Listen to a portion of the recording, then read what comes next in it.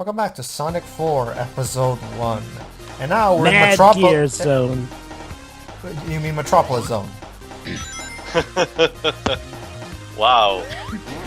I mean, come on. We can, even fans of this game cannot deny. This is Metal Gear. This is Metropolis Zone. Metal Gear Zone. Yeah, I know. Metal Gear Zone. That would be a much more interesting zone. Yeah, Sonic never changes. It always goes fast. Anyway, basically, the gimmick of this is it's Metropolis Zone. That's it. There you go. You're caught up.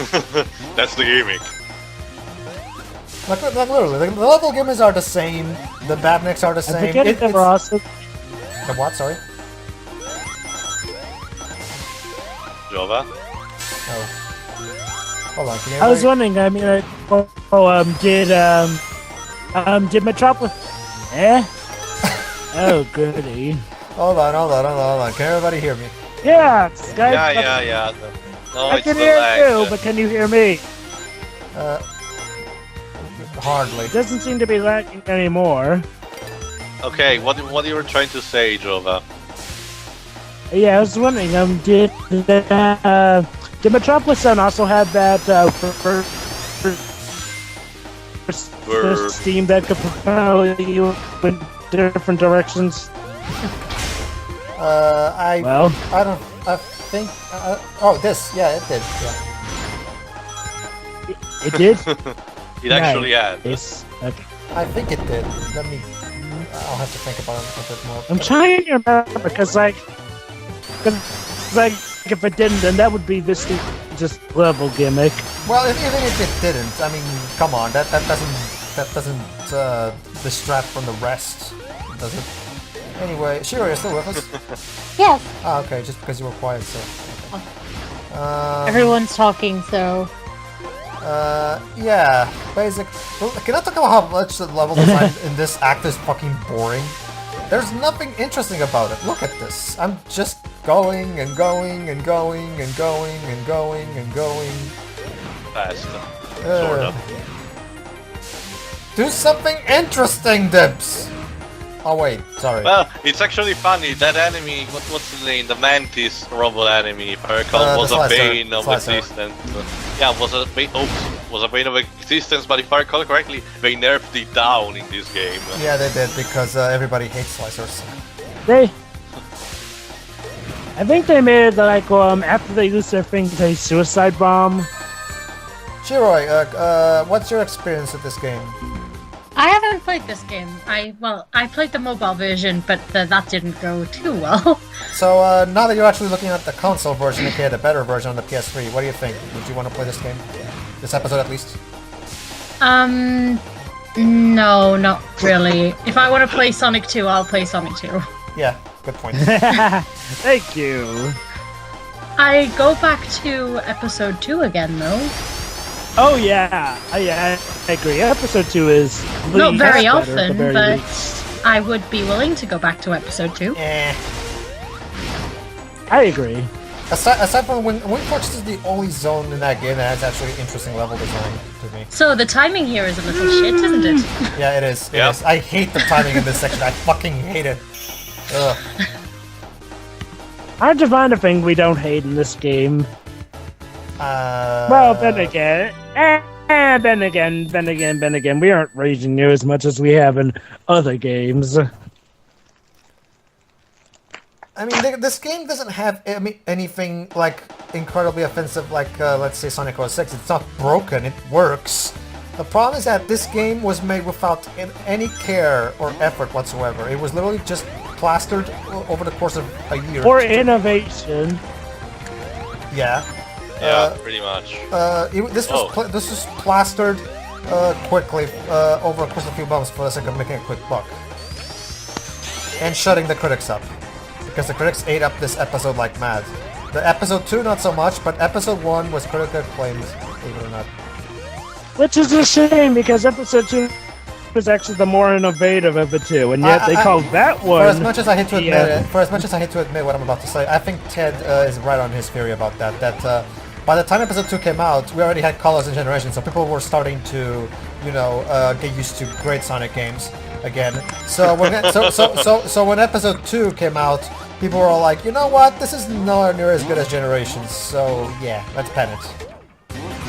Yeah. Whoa. That's very nitpicky, to be honest. Yeah. The thing, well, it's critics, Shiroi. Remember, these are the guys who apparently regard, believe it or not, Shiroi, Final Fantasy XIV was critically acclaimed when it first came out. Yeah, Famitsu gave it like a 39 out of well, oh, come on, Teo, if you're gonna go by that Yeah, route. Famitsu is like the Kotaku of Japan. Pedro, did they send them the wrong game? Apparently, yeah. But then again, Teo, Because nowadays, they regard Final Fantasy XIV as a travesty. I know you know, but let me explain what Famitsu is, just for those who don't know. Famitsu is basically one of the most popular, if not the most popular, video game magazines in Japan, and they do reviews. They tend to be always the first magazine to do a review in Japan. And I have never seen that magazine not critically praise a game. Like, literally, they always give every single game good grades. I'm not even kidding. Positive score, yeah. Like, the game could be broken as crap. They'll still give it a high grade. Yeah. Well, didn't they give a negative score to Sonic 06 too? Whoa! Yeah, I believe they did.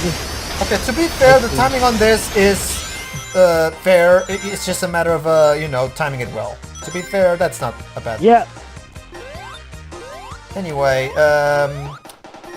what I was saying. Basically, Shiroi, you have to remember that back when Final Fantasy XIV came out, the Final Fantasy series was still in good reputation with the general populace.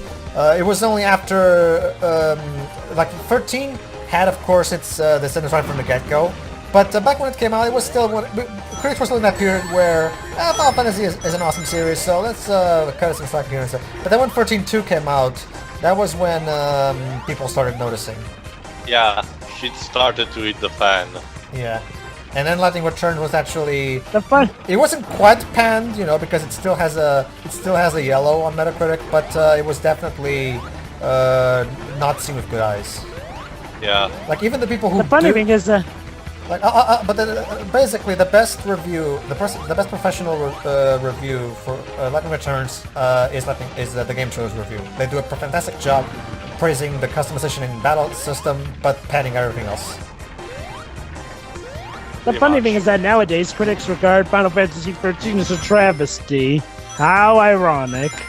Yeah, and the same thing with this game, by the way. Even the critics are starting to see how they shouldn't have praised this game. That's the problem with critics. They're always the last people to realize how bad a game is. Or how good it is in some regards. Yeah, that too. And died. Well, thankfully you have It won't be a like, dip. what, 200. It won't be a dips game without bottomless pits. I'm trying to remember. Wait, it's one of their staple things. Yeah, it is. Oh, come on. There's a running gag among the Sonic fan base that Dimps loves their bottomless pits. I knew that, sorry. Really? You didn't know that. Except for Sonic Lost World. For some reason, Sonic Lost World was their game where they decided to cut back on the bottomless pits.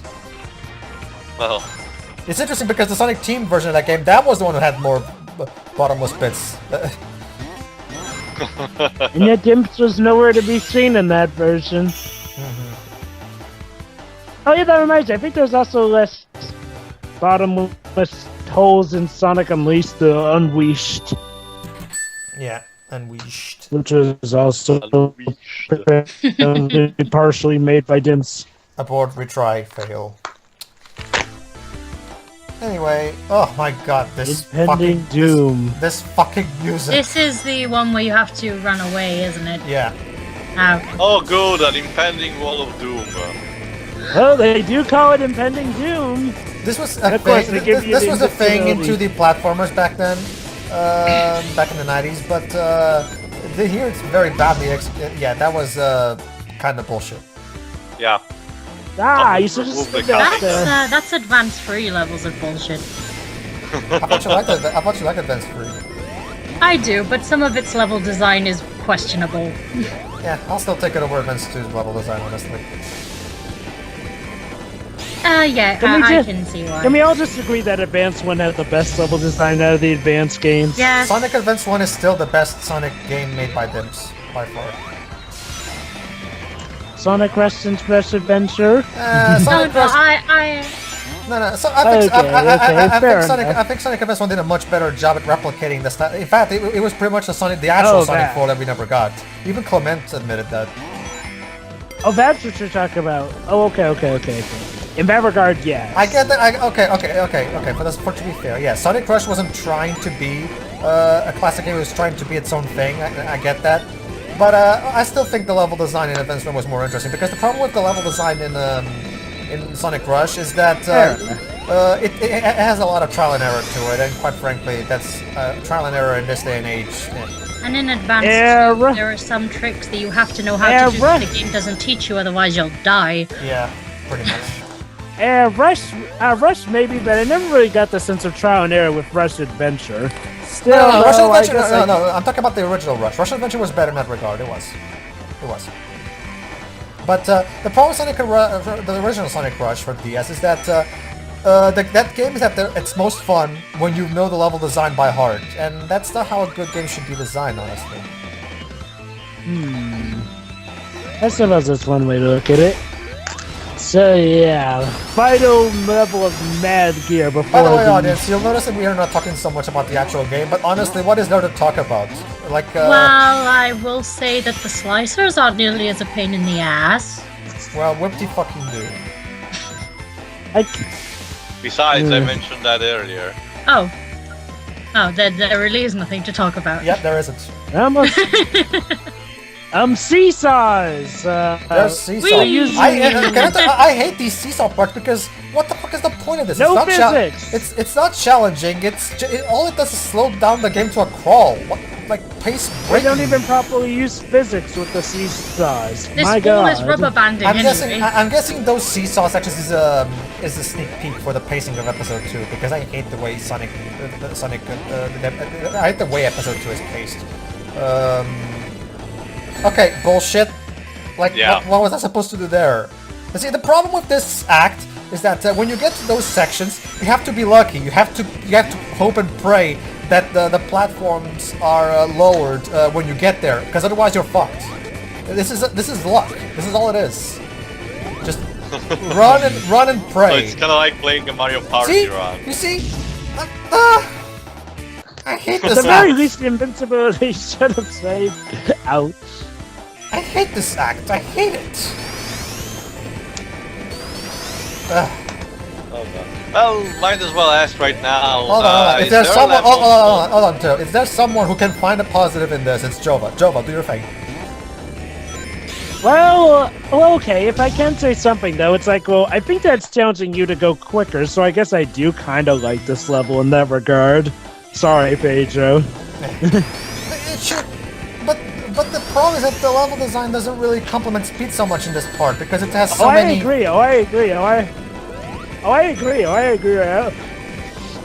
with you there, Pedro. As far as complimenting speed goes, yeah, this level sucks, but I will say that I do like how it challenges you in some regards about going fast. Yeah, if you want also, the music is shit. Yeah, I already said that though. Again, I take it you're supposed to jump on top of the crushing platform? No, but like Jova said, yeah, basically the thing is, jumps everything. The idea is that I'm supposed to get there really, really fast, like I just did. Right now I did. The problem is that, like I said, if you want me to go fast, fine, but have the level design complement speed. Oh, and now while I'm in the seesaws, the thing doesn't show up for no reason, even though it was literally just behind me. Yeah, the impending fall of doom is coming. I hate this fucking act. And the lock screen automatically. So, what's the boss of this act? You'll see. Quick question to you: have you played the Metropolis Zone act boss in Sonic 2?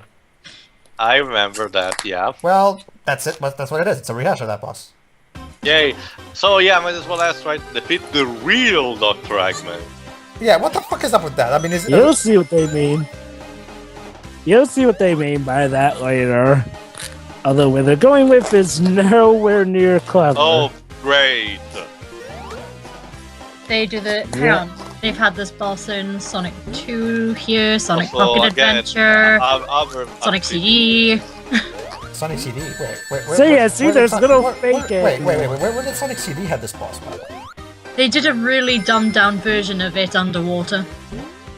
Oh yeah, that's right, with the bubbles. Where it uses bubbles Oh, as the a boss! shield, remember, Pedro? I honestly like that boss much more than the Metropolis Zone boss, honestly. It was much more better design, I thought. Really? I don't know. Even though Eggman is providing Sonic the means to breathe.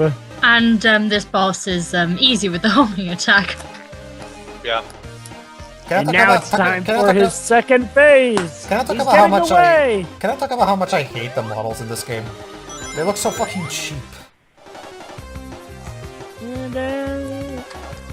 You know the boss theme, not what's playing now, but the regular boss theme. The clown It theme. isn't. It's bad, but for some reason I feel compelled to like it. It's because it was originally made for Sonic 3D Blast. It was actually and you can actually listen to the actual 16-bit version that was originally made for. Oh wow. It's on YouTube, so you can listen to it. But yeah, it's because it's technically a classic Sonic track because it was made back in the 90s. That's probably why. Wow. Okay, that's bullshit. The reason I hate these We're in a stupid. The reason I hate these. We're in a day and age where giant balloon copies of Eggman can hurt you. I Go hate figure. these stupid fucking balloons because my problem is that there's no pattern to them. They're random. Like I have no way to actually properly. Yes, they are. I have no way to actually plan for what's coming ahead. Like I just have to, because to some the problem is like this. See, different balloons go towards me at a different speed. So at what speed do I go? Do I try to go fast so I can try to hit him, or do I go slow to avoid getting hit? I can't actually decide. I just have to pick an option and pray that the right balloon comes up. It's this boss is so badly designed. Ugh. Okay. I feel like I've read it way too much. Jova, counter my rant with some positivity. Okay, I actually like this boss fight because I feel that it challenges you with the randomness. Yes, I know heresy, but I guess with me, I'm able to adapt quickly enough to when he throws those balloons, whether they're big or not. Basically, the idea is like we're supposed to maneuver enough. Granted, and yeah, I always managed to zero on him with the homing attack soon enough. So yeah, I'm okay with this boss. And there you go, defeated. Well, at least it's fucking done. Defeated by the power of positivity. Sort of. Now, let's chase that Hey, at least thing. it's better than the version, the bullshit version in Pocket Adventure, which completely defies all physics. Yeah. I still love how I beat that boss. How was that game, Jova? Oh, I like it. Sonic Pocket Adventure is pretty good for the most part. I'll just quote Shiroi. If I wanted to play Sonic 2, I'd play Sonic 2. But yeah. Well, to be fair, Sonic Pocket Adventure is actually more unique from Sonic 2 than this game is. All right, everybody. See you in the next part. See ya.